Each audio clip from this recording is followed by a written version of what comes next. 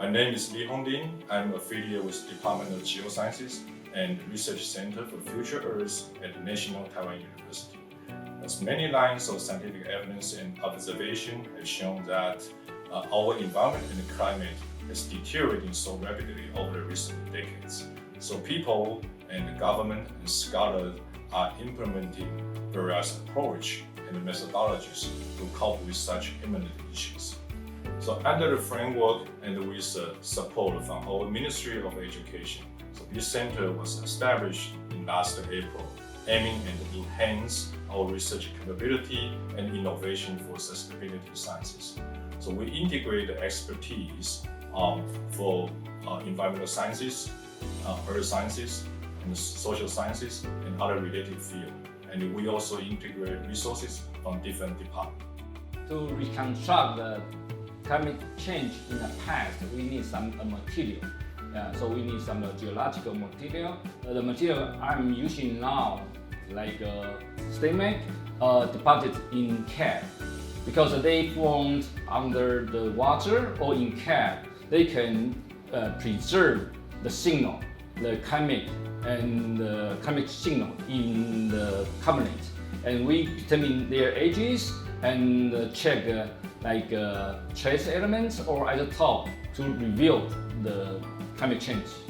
My projects are basically two. One of my projects is in South Asia, where I use Indian stalagmites to know the past climate changes in Indian continent.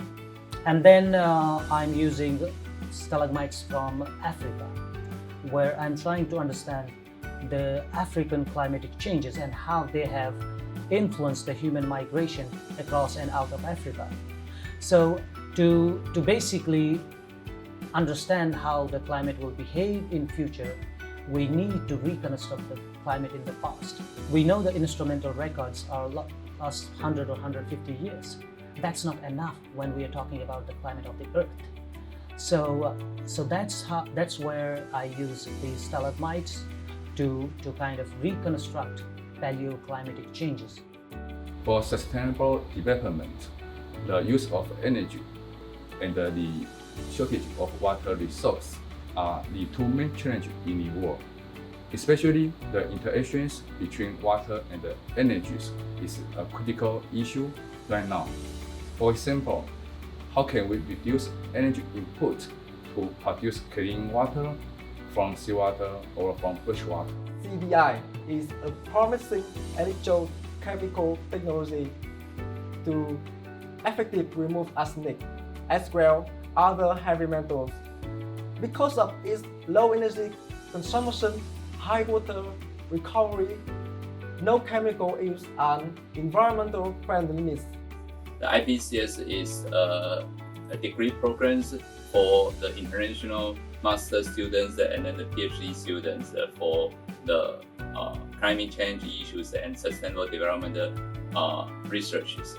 This is the interdisciplinary research topic centers between the life science and then the human social science and then the earth science.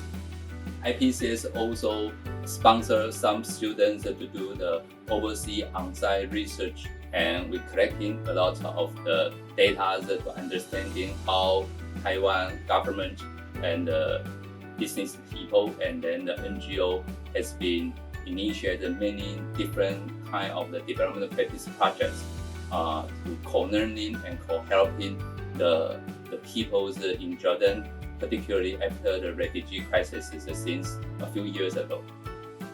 We are hoping through research, education, and international collaboration, we can pursue a future of symbiosis of humanity and the environment.